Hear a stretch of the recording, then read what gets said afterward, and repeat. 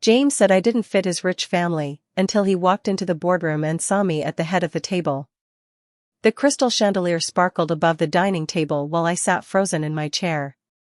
James's mother dabbed her lips with a silk napkin and smiled at me. It wasn't a warm smile.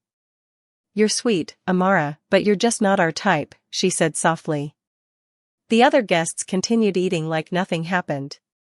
My boyfriend James laughed awkwardly and shifted in his seat. Then he looked at me with apologetic eyes. "She's right, babe. You just wouldn't fit in." Everyone at the table chuckled. I forced a smile even though my heart was cracking into pieces. I had supported James for 3 years while he built his career. I worked 2 jobs so he could attend networking events. I stayed up late helping him prepare for presentations. Now his family was looking at me like I was dirt on their expensive shoes. James leaned closer and whispered in my ear, "Don't embarrass me tonight." After dinner, James's father introduced me to his business partners. James stepped forward quickly and spoke before I could say anything. "This is Amara. She runs a small business, nothing major." I had spent 2 years building my startup from scratch.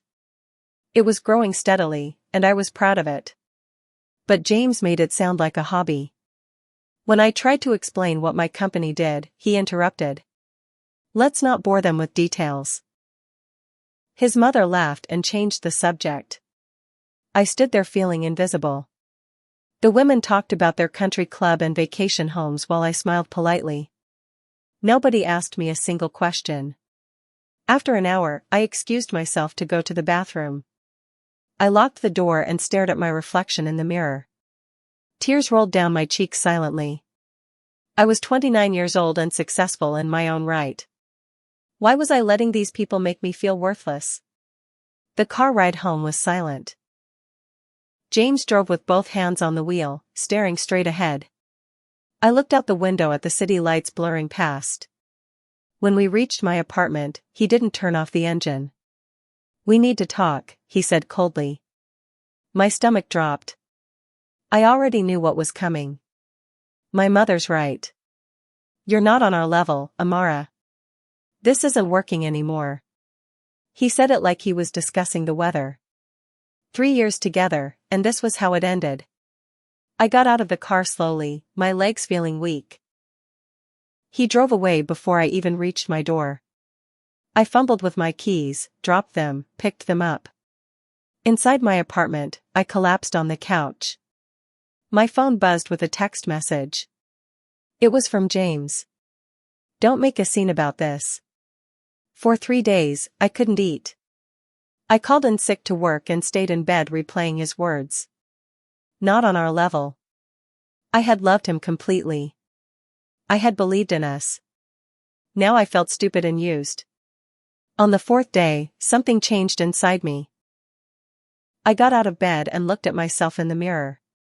My eyes were red from crying, but behind the tears, I saw something else. Anger. Pride. Determination. One day, I whispered to my reflection, "They'll wish they never looked down on me." That afternoon, I checked my email. There was a message from someone named Mrs. Adissa. She had seen my business proposal at a conference last month. "I'm interested in discussing your ideas further. Would you be available for coffee?" My hands trembled as I typed my reply. This could be nothing. Or it could be everything. Mrs. Adissa wore a simple gray suit and had kind eyes. We met at a quiet cafe downtown. She asked me questions about my business plan, my vision, my goals. Nobody had ever listened to me so carefully before. "You have something special here," she said finally. "Raw talent and real integrity." I waited for the catch, the demand for equity or control. Instead, she surprised me. "I don't want to invest money in your company. I want to invest time. Let me mentor you. Together, we'll build something the world can't ignore." I felt tears forming but blinked them away. "Why would you help me?" She smiled. "Because 30 years ago, someone believed in me when nobody else did. Now it's my turn." We shook hands across the table. The next morning, I walked into my office job and handed in my resignation letter. My boss thought I was crazy. Maybe I was. The next 6 months were brutal. I worked 16-hour days. I ate ramen noodles for dinner and skipped lunch. I pitched my ideas to 20 different investors. 19 said no. My savings account drained to almost nothing. Some nights I cried from exhaustion and fear. But every time I wanted to quit, I remembered that dinner table. I remembered James's laugh. I remembered his mother's cold smile. Those memories became fuel. Mrs. Adissa checked in weekly, offering advice and connections. She never let me give up. Success isn't easy, she told me. If it was, everyone would have it. Finally, I got a meeting with a major venture capital firm. They wanted to hear my pitch next month. When I researched the firm, my heart stopped. One of their executives was James. My ex-boyfriend worked there. This was either fate or a cruel joke.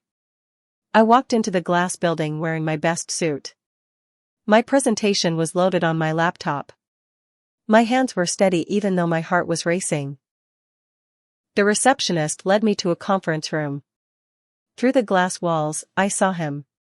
James stood talking to another executive, looking confident and polished. Then he turned and saw me. His smirk froze on his face. Our eyes met for just a second before I looked away.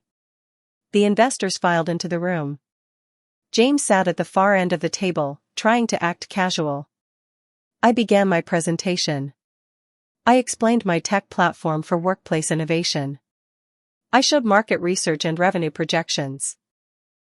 The investors leaned forward, asking smart questions. I answered each one clearly.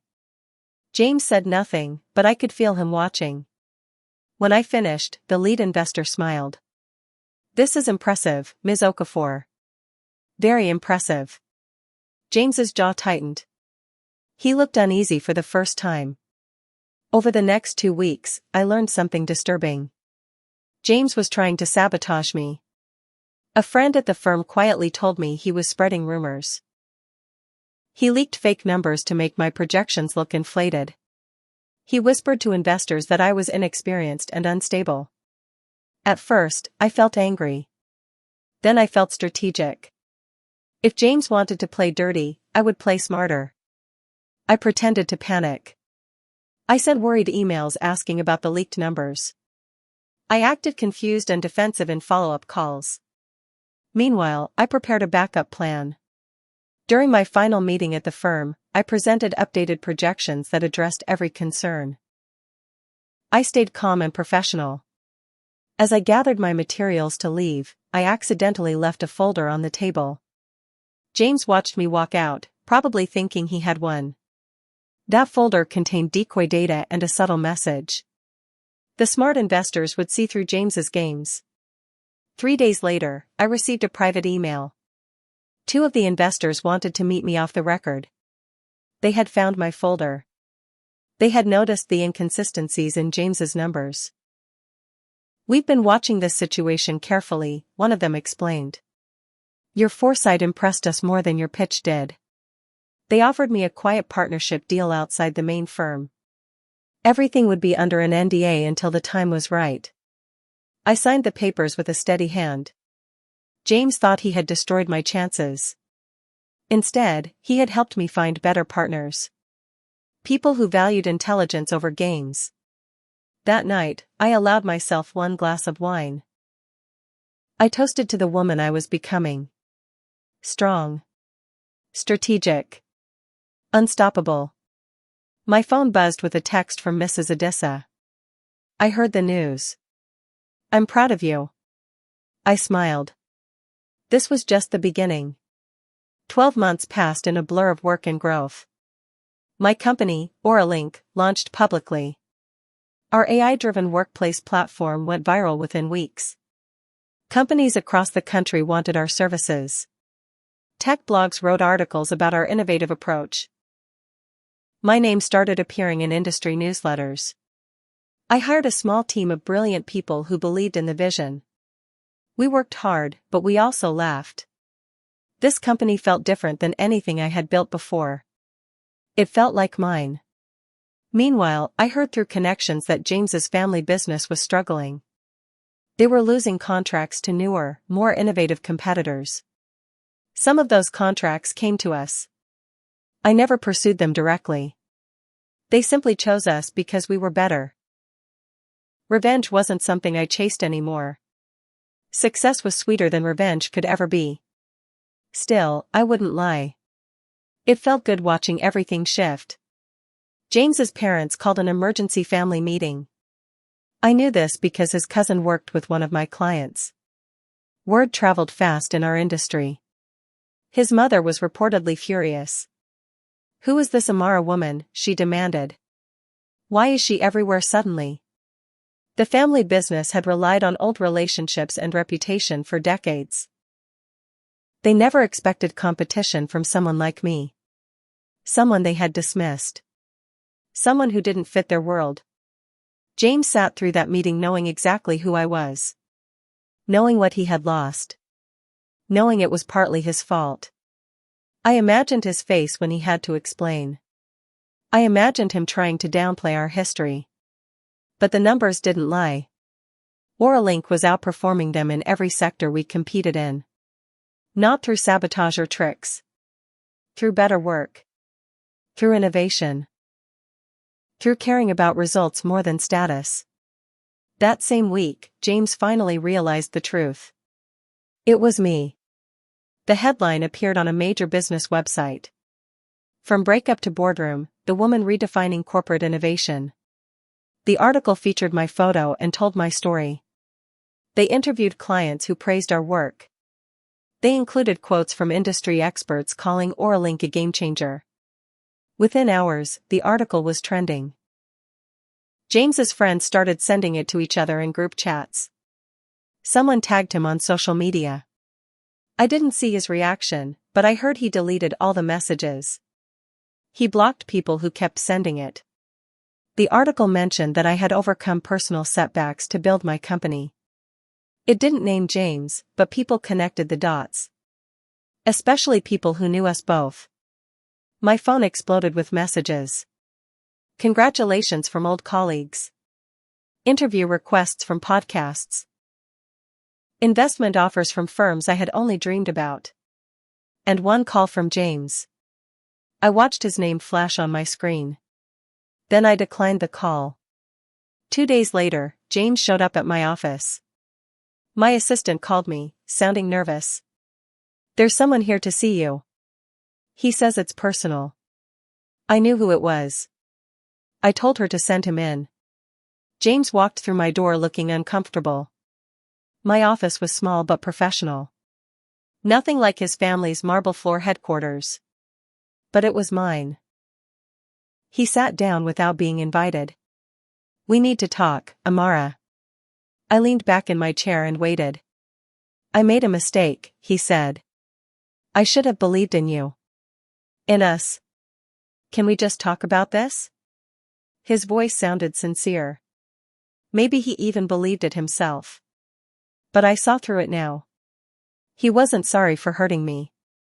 He was sorry that I succeeded without him. I smiled politely. The kind of smile his mother had given me at that dinner. "You didn't make a mistake, James." I paused and let the words sink in. "You made me stronger." I could have exposed James publicly. I could have told reporters about his sabotage attempts. I could have shared screenshots of his cruel texts. But I chose a different path. I let my success speak for itself. Every contract we won, every client we satisfied, every innovation we launched spoke louder than words ever could. Karma worked quietly but thoroughly. Within months, Oralink landed 3 major deals that James's company had competed for. We didn't win through connections or old money. We won because we were simply better. Trade publications started comparing our companies. The comparisons weren't flattering to them. James stopped trying to contact me. I heard through industry gossip that he was stressed and drinking more. I felt nothing. Not satisfaction, not pity. Just indifference. Then an invitation arrived in my email. An industry gala honoring top innovators. The event was sponsored by James's family company. My name was on the guest list. I smiled and clicked accept. The gala was held in a luxury hotel ballroom. Crystal chandeliers, champagne fountains, designer gowns everywhere. I wore a simple black dress and walked in alone. Heads turned as I entered. Some people recognized me from the article. Others whispered and checked their phones. I kept my head high and my smile calm. That's when I saw her. James's mother stood near the bar talking to a group of elegantly dressed women. She looked in my direction and froze. Her eyes went wide with recognition. She excused herself and walked toward me slowly. Amara? Her voice was uncertain. You look different. I met her eyes steadily. Success looks good on me, I replied. A photographer nearby caught the moment. Flash. Click. The picture would be online within an hour. James's mother opened her mouth to say something else, but I had already moved past her.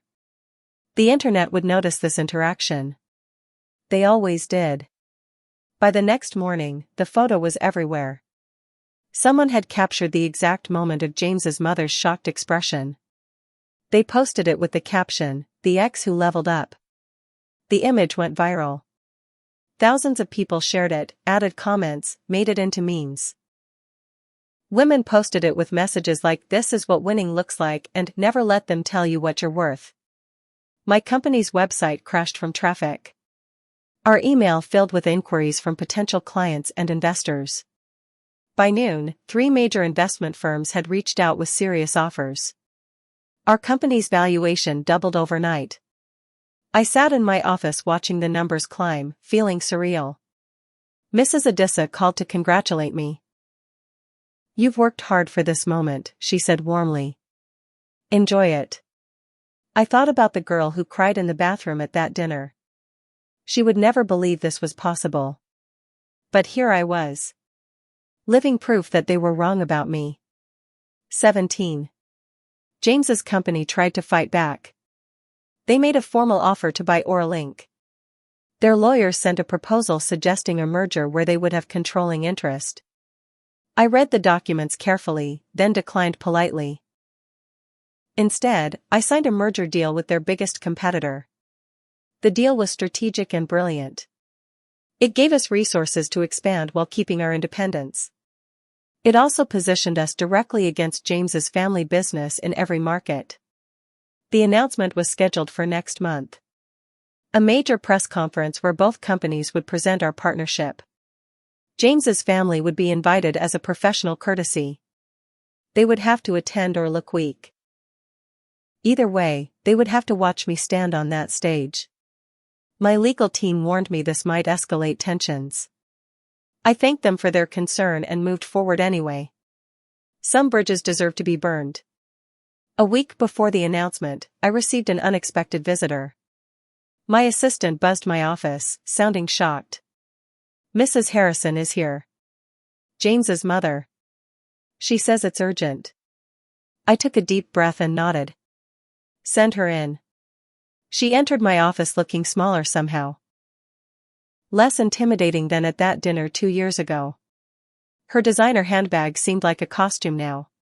She sat down carefully and folded her hands. "Please," she said quietly. "Don't destroy us." I waited for her to continue. "I know we treated you badly. I know my son hurt you. But this merger will ruin our family's legacy. Our employees will lose their jobs.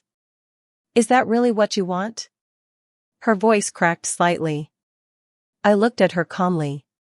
"Your son already destroyed something," I said. "He destroyed the woman who loved him. Who supported him. Who believed in him." I paused. "Your family will survive. You always do." The merger announcement day arrived. James's family entered the boardroom looking confident despite everything. They wore expensive suits and practiced smiles. They still believed their name and reputation would protect them. The conference room was filled with board members, lawyers, and journalists. Everyone waited for the new CEO to arrive. James sat between his parents, trying to look unbothered. His father checked his watch impatiently. His mother adjusted her pearls nervously. The door opened. I walked in wearing a tailored navy suit, carrying a leather portfolio. My heels clicked confidently across the floor. I walked to the head of the table. The room fell completely silent. James's face drained of all color. His mother gasped audibly. "You?" she whispered. I set down my portfolio and smiled professionally. "Good morning, everyone. Shall we begin?" Cameras flashed. Journalists leaned forward.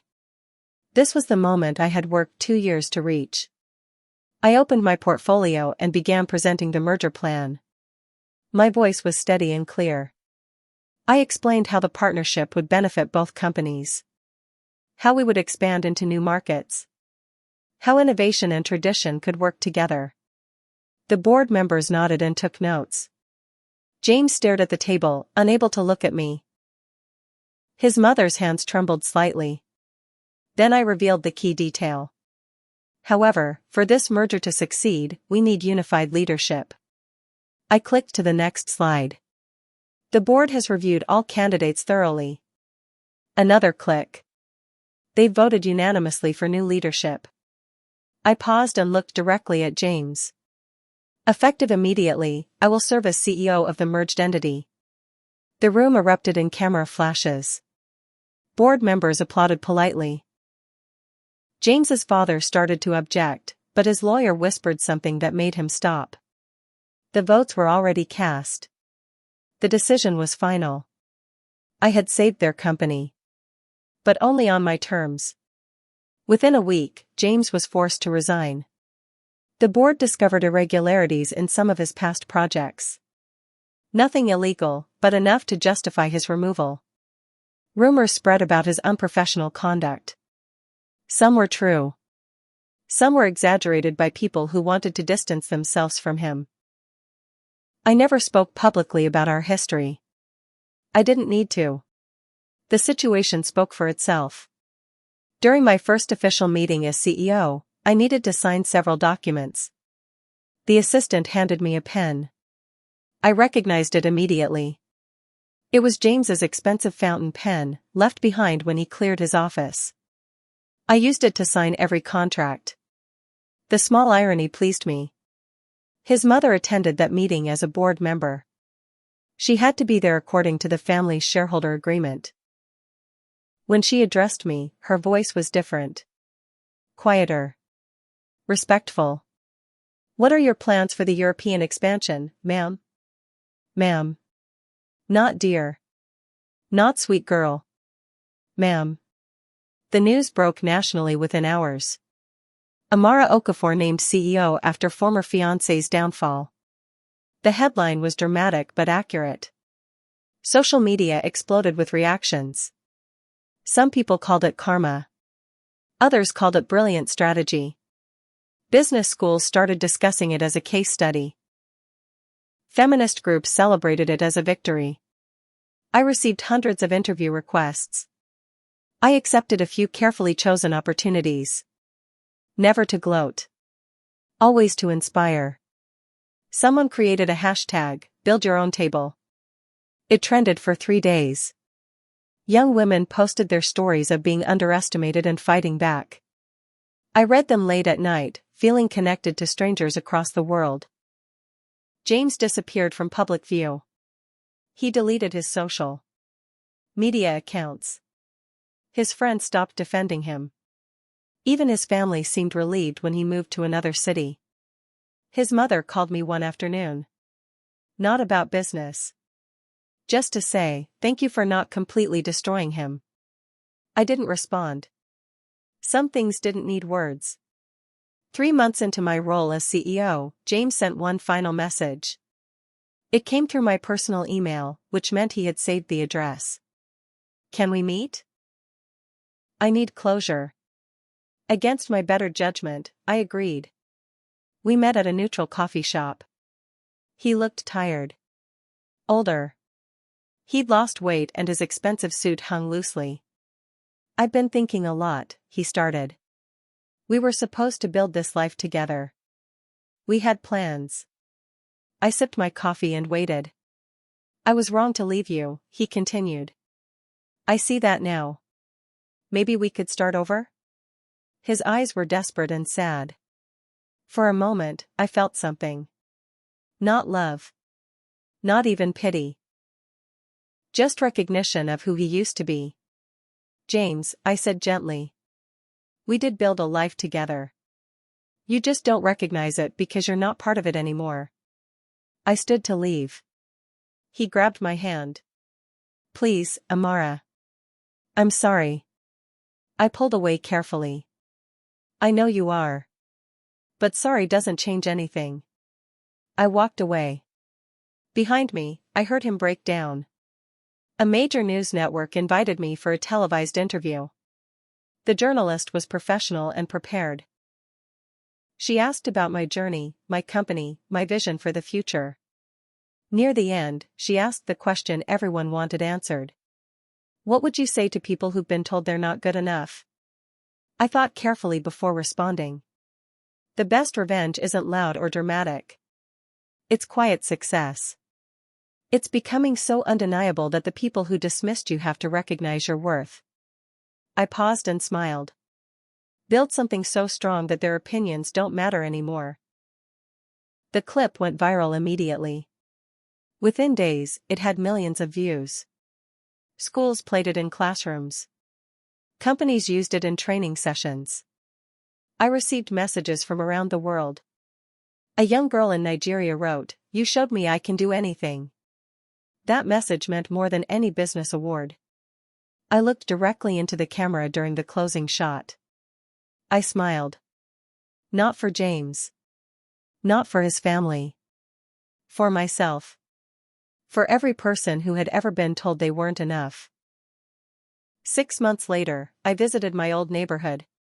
The streets looked smaller than I remembered. I walked past the apartment where James had left me crying. Past the cafe where I'd met Mrs. Adissa. Past all the places that had shaped my journey. I had started a scholarship fund for young women from modest backgrounds. Girls who had big dreams but limited resources. Girls like I used to be. At the scholarship ceremony, I spoke to 20 bright-eyed recipients. "You don't need to fit into anyone else's world," I told them. "You have everything you need to build your own." They applauded and asked questions. Their hope reminded me why the struggle had been worth it. Driving home that evening, I thought about everything that had happened. The pain. The work. The victories. I had been broken. But I hadn't stayed broken. James had said I didn't fit his world. He was right. I didn't fit into his world. So I built my own. And mine was better.